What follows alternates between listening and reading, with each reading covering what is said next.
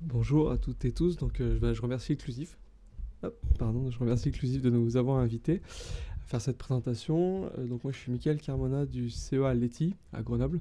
CEA, organisme de recherche initialement sur l'énergie et l'arme nucléaire et qui s'est déployé autour des micro et nanotechnologies avec le LETI et qui héberge au sein un service de sécurité matérielle. Donc on va parler effectivement cryptographie post-quantique et comme on est au LETI des enjeux technologiques qui sont associés. La première partie de la présentation se focalise sur la menace quantique, les enjeux que ça induit, puis la partie émergence de la PQC, comment ça a été perçu par la communauté industrielle. Et puis après, on ira sur quelques enjeux technologiques avant de conclure. Donc ça a été rappelé par Blaise. Le choc, c'est le papier de Shor. Il fait 14 pages, quand vous regardez, et il casse la crypto asymétrique, basée sur RSA, basée sur le logarithme discret. Et donc en un coup, ça met dehors cette cryptographie qui protège les communications sécurisées. Et la première menace, c'est effectivement le store now and decrypt later, mais il y en a d'autres. Donc il y a la cryptographie asymétrique qui est complètement à reconstruire. Elle est à la base des communications sécurisées. Elle est également à la base d'une fonction de sécurité qui est importante, qui est typiquement présente dans vos téléphones portables, pas que, tous les objets qui sont déployés. C'est la vérification du code qui s'exécute sur la machine. Ça, c'est protégé par de la cryptographie asymétrique. Ça, c'est déployé. Et si on est amené à changer la cryptographie, c'est relativement compliqué à prendre en compte. Et ça fragilise aussi un petit peu la cryptographie symétrique, donc ça ne nécessite pas de la reconstruire totalement. Mais pour retrouver le niveau de sécurité de cette cryptographie-là, il suffit de doubler les clés par 2, la taille des clés par 2, pour avoir un niveau de sécurité équivalent. Donc comme l'a rappelé Blaise, finalement, il y a toujours un doute sur le fait qu'on soit capable d'atteindre une technologie quantique qui puisse faire tourner un algorithme de Shor. Néanmoins, la communauté ne réfléchit pas comme ça. Elle dit que si ça arrive, il faudra être prêt, et pour être prêt, il faut un minimum 10 à 15 ans. Donc ça a même été formalisé par un économiste américain qui s'appelle Mosca, et qui fait partie de l'ADN du concours du NIST, qui explique pourquoi il faut bouger maintenant. Et puis il y a une communauté qui avance sur l'ordinateur quantique, et également une communauté qui avance sur le calcul quantique pour faire un algorithme de Shor plus simple. Donc il y a une partie des gens qui cherchent à faciliter ce calcul, même si on en est encore loin. Mais voilà, quelques exemples, typiquement au CEA, plutôt à Paris, qui développent des algorithmes quantiques pour faire des Shor de manière plus rapide. Il y a deux réponses connues à la menace quantique. La cryptographie post-quantique, qui est clairement aujourd'hui la cryptographie privilégiée par les standards, ouvertement privilégiée. Il y a eu un white paper de l'ANSI, ce n'est pas les seuls à s'être positionnés, par rapport à la deuxième réponse, qui est la QKD, donc qui est une cryptographie dite quantique, où cette fois-ci on change complètement de paradigme. On ne s'appuie plus sur des bases mathématiques pour justifier de la sécurité, on s'appuie sur des phénomènes physiques. Beaucoup plus récente, issue plutôt d'une communauté de physiciens, elle ne présente pas toutes les propriétés, toutes les possibilités offertes par la cryptographie classique, incluant la post-quantique. Et il y a encore quelques doutes sur d'obtenir un niveau de sécurité équivalent à la PQC sur la partie déployée. Tout le monde est d'accord sur le côté relativement puissant de cette cryptographie. Sur le plan théorique, sur le plan déployé, le niveau de maturité n'est pas le même. Donc quand on change... désolé, la slide, je n'ai pas fait gaffe, le format a un peu changé. Il n'est pas passé, mais c'est pas très grave. Finalement, donc, quand on change de cryptographie, les impacts sont relativement importants. Donc il faut avoir une cryptographie cette fois-ci résistante aux machines classiques et quantiques. Il y a une typologie d'attaque dont je vais vous parler un petit peu, spécifique au matériel. Ce sont les attaques physiques, donc les informations qu'on peut récupérer sans faire de la cryptanalyse pure, mais en observant le système ou en perturbant le système. Et puis quelque chose qui est central dans de nombreuses applications, c'est que rajouter de la sécurité, ça a un coût. Et donc il faut avoir une maîtrise de ce ratio coût-performance. Et enfin, il faut redéfinir les profils de protection. On ajoute une crypto, parfois on la combine. L'hybridation est exigée par l'ANSI, recommandée par le NIST, mais globalement, nombreux industriels décident d'hybrider et de ne pas partir directement sur de la cryptographie post-quantique pure. Donc il y a effectivement le cas du Decrypt Now stocker maintenant et déchiffrer après. Et c'est pas le seul cas qui a un impact sur l'industrie et les gouvernements. Comme on l'a dit, typiquement la vérification de firmware, elle est dans beaucoup de systèmes déployés. Et quand vous regardez l'aéronautique, l'éolien offshore, l'automobile ou l'IoT, quand on vous dit que l'ordinateur quantique il arrive dans 20 ans, c'est pas très loin. C'est pas très loin quand vous prenez le temps de conception et le temps de durée de vie du système. Si vous n'avez pas anticipé, dans 20 ans, finalement, c'est relativement critique. Donc toute cette communauté-là, de l'IoT, de la smart card, et des gens qui ont des flottes de systèmes qui ne veulent pas avoir à rappeler pour un update matériel, sont partis très en avant sur ce sujet de la crypto post-quantique. Donc le NIST a décidé dès 2016 de lancer un concours, très vite suivi par les entités européennes, également suivi par les Coréens, les Russes et les Chinois, mais qui ont certains décidé de faire leur propre concours, mais vraiment avec le même état d'esprit, c'est de basculer sur une cryptographie résistante à l'ordinateur quantique. Donc il y a eu plusieurs étapes, mais qui révèlent le côté très particulier de la situation, c'est qu'on est aujourd'hui incapable de démontrer qu'un algorithme mathématique est hors de portée, un problème mathématique est hors de portée d'une machine classique ou quantique. Et donc ce qui s'est passé, c'est qu'en 2022, le NIST a donné ses résultats de ses favoris pour être standardisé en 2024. Quelques jours après, un des 4 algorithmes qui a été sélectionné a été cassé par cryptanalyse classique. Donc il y a cette épée de Damoclès sur la cryptographie qui pèse, qui donne parfois un petit peu d'élan à la cryptographie quantique qui n'a pas cette problématique-là, mais malgré tout la communauté continue à avancer avec cette cryptographie-là.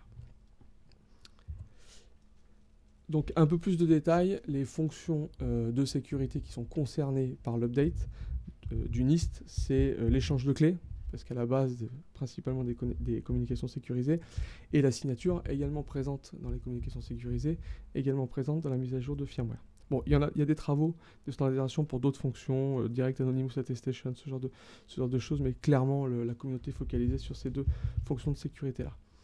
Un ajout qui n'est pas anodin en termes d'implémentation, c'est une sécurité sémantique, le fait de réutiliser plusieurs fois la même clé.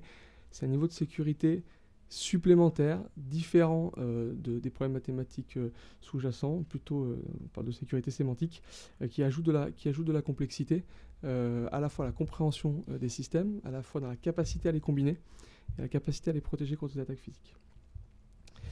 Donc la cryptographie basée sur de nouveaux frameworks, de nouveaux contextes mathématiques, vous entendez beaucoup parler de réseaux euclidiens, qui sont les favoris. Il y en a d'autres basés sur les codes correcteurs, basés sur les fonctions de hash. Les problèmes difficiles sont différents. Alors, la factorisation de nombres entiers, c'est simple à comprendre. Dans les réseaux euclidiens, c'est pareil. Alors, vous prenez votre feuille à carreaux, vous tracez 2 vecteurs, et vous cherchez la combinaison linéaire entière, la plus petite possible que vous pouvez faire avec ces 2 vecteurs. Voilà. Et ça, c'est compliqué à faire. Alors, en dimension 2, c'est facile, mais en dimension n, c'est jugé compliqué. Donc, la représentation mathématique du problème, elle est facile. Pourquoi c'est compliqué? Ça, c'est un petit peu plus dur, mais en tout cas, on peut apprendre ça.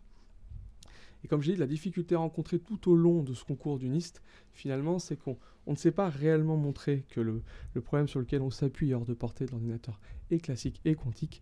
Donc, il y a toujours un doute et un risque de voir apparaître une cryptanalyse. Donc, ça crée une certaine anxiété, une certaine instabilité quand on est en train de transiter sur une nouvelle technologie.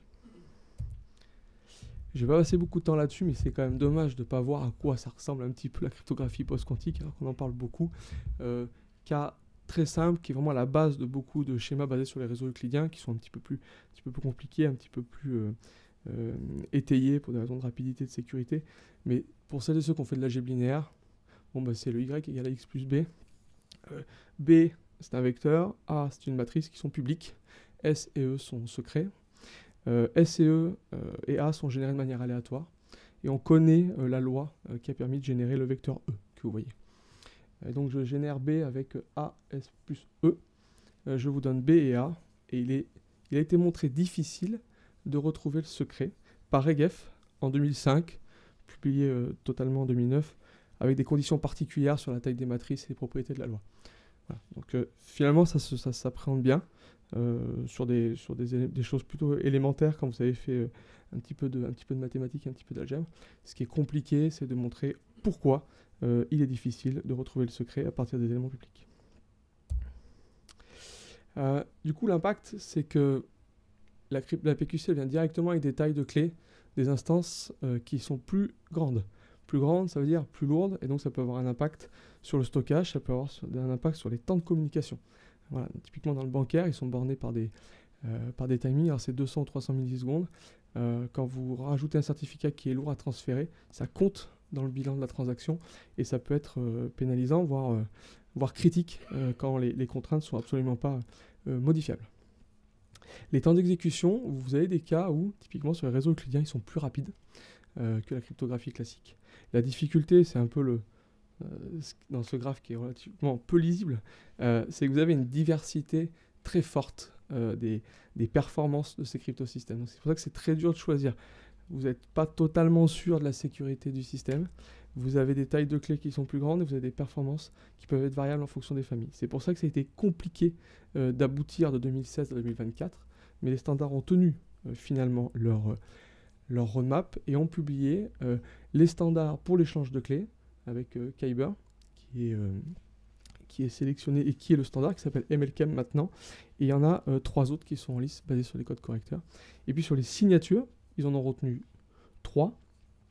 Et ils ont relancé un concours parce qu'ils souhaitent avoir plus de diversité de signatures. Cette diversité, elle vient du fait qu'on n'a pas encore assez de recul sur la robustesse de ces nouveaux algos. Et donc il vaut mieux anticiper et avoir de la richesse au cas où une cryptanalyse serait effective sur les schémas qui sont standardisés.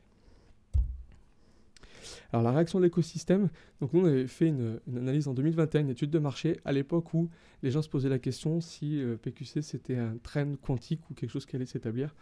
Globalement, vous regardez publications et brevets, vous avez un bond exponentiel. Alors ça ne suffit pas à dire que c'est un marché, mais déjà vous avez une grosse activité également de la communauté industrielle qui brevette et qui est présente dans la standardisation des algorithmes. Vous avez IBM, Microsoft, Amazon, Thales. Ces sociétés-là interviennent directement dans les cryptosystèmes, donc dans les fondements mathématiques. Donc ça montre un petit peu, vous qui êtes majoritairement industriel et qui vous intéressez aux questions de ROI, eh bien, ces sociétés-là investissent dans de la R&D à plus haut niveau parce qu'ils contribuent aux standards sur les schémas de cryptographie eux-mêmes. Ce qui a aidé cette poussée, quand même, il ne faut pas l'oublier, c'est l'investissement massif des gouvernements qui facilite la transition. En France, c'est le PEPR quantique, stratégie et tous les programmes liés à la stratégie quantique. Et puis, il y a beaucoup de produits aujourd'hui et services qui sont prêts. Eviden et les autres industriels vont vous donner des exemples. Thales a démarré assez vite, Amazon également. Également au niveau matériel, aujourd'hui vous avez Rambus, Secure-IC, Cast. Bon, l'idée c'est pas d'avoir un panorama complet, c'est pas le but de ma présentation, mais c'est de vous dire que les industriels nombreux se sont sentis tout de suite concernés et ont pris le problème assez rapidement pour avoir des produits sur le marché qui soient post-quantum ready. Voilà, donc finalement on ne change pas trop la chaîne de la valeur parce qu'on reste sur des fonctions de sécurité qui sont les mêmes. On est résistant en plus à la cryptographie post-quantique, mais on ne bouscule pas l'équilibre structurel autour du déploiement de la crypto. Et puis ça a également fait émerger de nouvelles sociétés. PQShield, on peut citer CryptoNext, qui est une startup française. Quelques enjeux technologiques.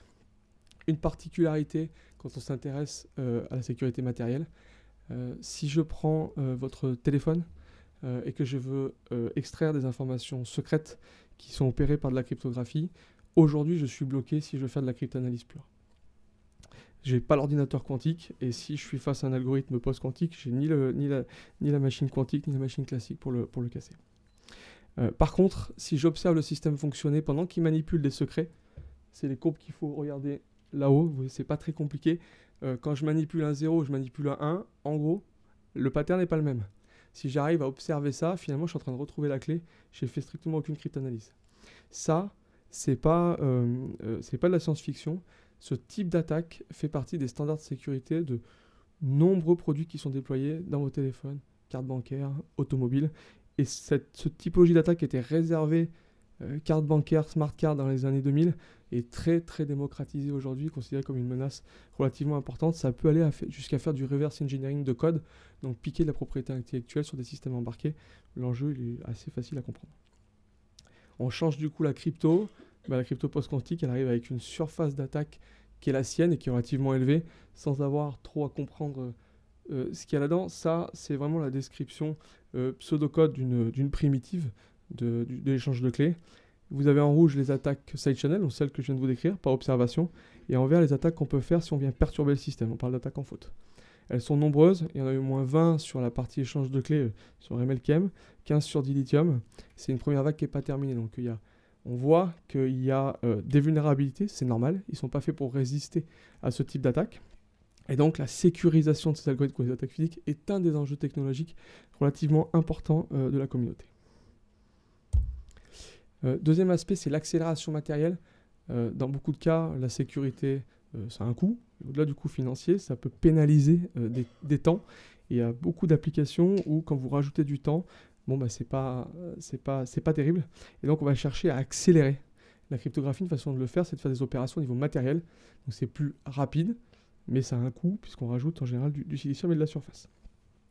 Pour ceux qui aiment la crypto, il faut savoir que le bottleneck majeur de la crypto post-quantique, c'est le SHA-3.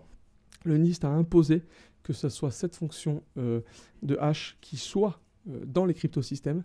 Et donc, finalement, derrière toute la magie mathématique, ce qui pèse côté PQC, c'est le SHA-3. Et pas de chance, le SHA-3 n'est pas accéléré aujourd'hui par les produits. C'est SHA-2 que vous pouvez trouver en accélération matérielle. Donc, il y a tout un travail d'accélération matérielle de SHA-3 qui a été opéré et commencé par les industriels. Bon, il y a d'autres fonctions qui pénalisent. Mais quand vous considérez la sécurité contre l'attaque physique, on parle de contre-mesure, vous avez affaire à un deuxième bottleneck qui est relativement majeur. Et je vais y revenir juste après. Ce que vous voyez en bas à droite, c'est un travail qu'on a fait en collaboration avec Chrono. On a identifié les implémentations existantes de la signature, Dilithium, MLDSA, les softwares et les hardware, et puis on a comparé sur des informations publiques publiées par NXP, qui est un composant qui se déploie beaucoup dans l'automobile.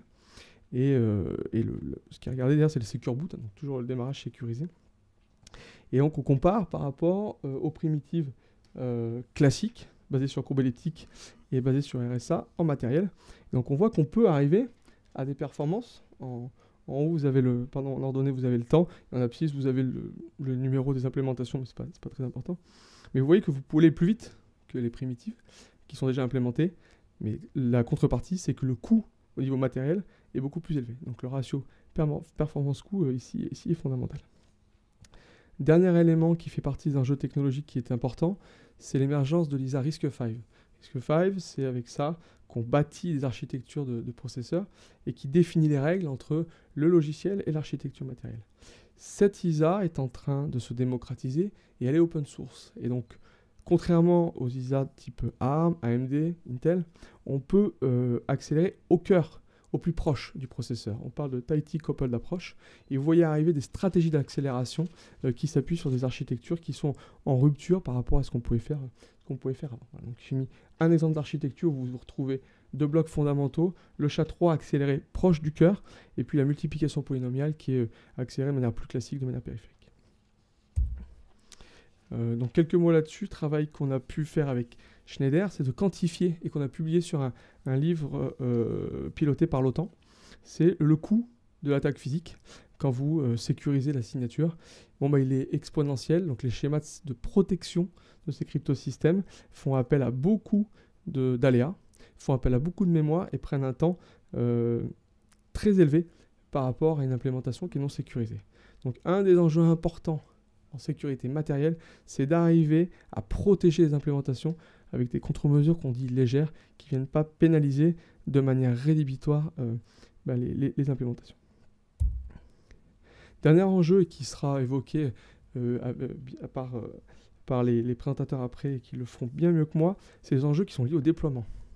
C'est-à-dire que au niveau cryptosystème, la question de l'hybridation, elle est centrale. Et pas de chance, hybrider de l'échange de clés, c'est pas facile. Donc il y a à nouveau l'ANSSI, et là-dessus je les salue parce qu'ils se positionnent et clarifient un petit peu les positions dès que c'est possible. Donc ils ont donné des exemples de combineurs qui étaient acceptés, mais quand vous les regardez, c'est pas évident, et donc juste concaténer deux clés, qui est la version un petit peu intuitive, ça suffit pas, il faut faire des choses plus compliquées, et la communauté est encore en train de débattre sur si le fait de les combiner de cette manière-là est relativement secure. Vous avez également la question au niveau de l'agilité, donc comment je peux composer avec deux algorithmes post-quantiques, pas forcément les combiner, mais préparer le fait que je puisse basculer d'un cryptosystème à un autre si jamais une cryptanalyse est faite sur un des standards. Donc au niveau protocole, maintenant que j'ai cette complexité au niveau cryptosystème, comment j'intègre ça de manière robuste et claire sur les protocoles de communication, par exemple, donc TLS, IPsec, sur les certificats.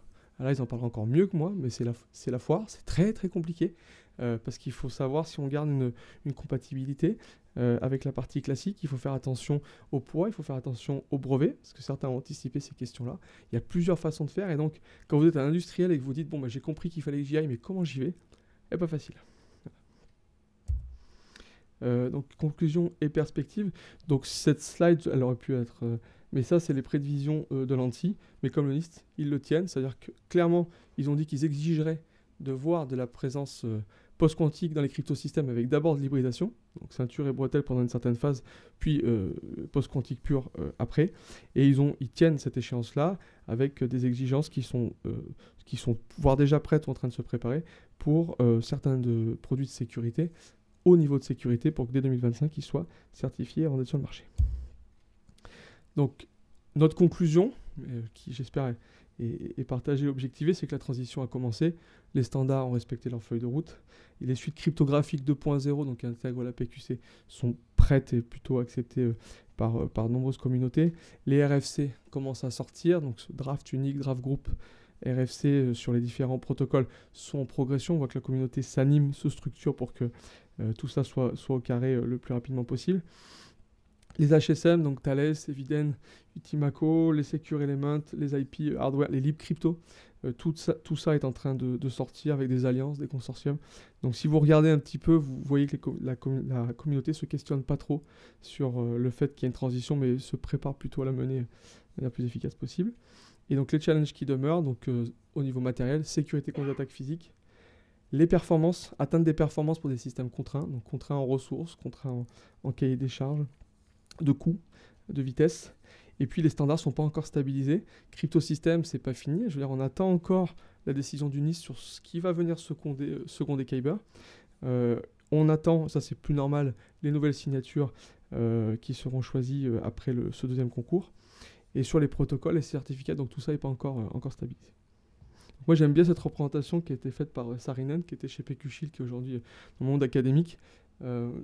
Si vous avez une vision un peu d'un système embarqué qui a des fonctions de sécurité, vous retrouvez aujourd'hui le SHA-2, de l'accélération pour la cryptographie classique, générateur de nombres aléatoires. Et demain, vous aurez les nouvelles opérations qui sont la multiplication polynomiale, le SHA-3. Et ces deux blocs, ils sont vraiment liés à la sécurisation contre l'attaque physique. Donc c'est déjà anticipé que ça coûte et qu'il va falloir investir, donc mettre du coût silicium pour accélérer ces opérations qui sont aujourd'hui très coûteuses. Et donc pour terminer, nos feuilles de route en tant qu'institut de recherche, c'est les attaques physiques. Donc on publie beaucoup sur les études de vulnérabilité de ces cryptosystèmes. Les implémentations software, hardware, sécurisées, donc avec des stratégies au niveau contre-mesure, des stratégies au niveau architecture. Et puis on est sur, je vous donne quelques projets, on a à peu près 10 à 15 projets qui déroulent entre 2020 et 2028. Mais donc PQTLS, c'est le projet académique du PEPR quantique qui fédère les acteurs académiques et quelques industriels également. Il y a la présence de Thales notamment et PQ Shield autour de la cryptographie post-quantique. Hyperform, qui est l'idée par IDEMIA, qui est un des 4 projets financés par la BPI. Il y en a un autre qui est l'idée par Eviden, un autre l'idée par Thales et un autre l'idée par Securicy. Et puis Secure, donc c'est un projet européen type défense. Je vous remercie pour votre attention.